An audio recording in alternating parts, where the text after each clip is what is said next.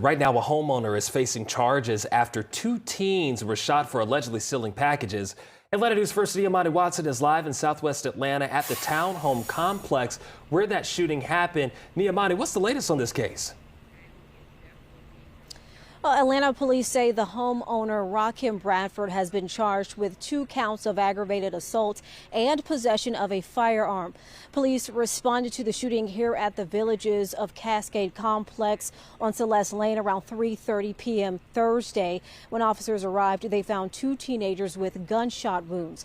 Bradford's arrest warrant states 1 teen was shot in the torso and the other teen in the foot. The warrant goes on to say the teens came to the townhome complex where they saw a delivery van in the area and agreed to steal the packages. But before they were able to, Bradford opened the door and shot at them. Atlanta Police Chief Darren Shearbaum says the homeowner was interviewed by investigators and that the home was searched to determine if charges would be filed in this case. It's been the charge of Mayor Dickens to address gun violence in our city. That's why you see a robust response. But anytime a child is injured in our city, we really take that seriously. We want to make sure we know what's happening.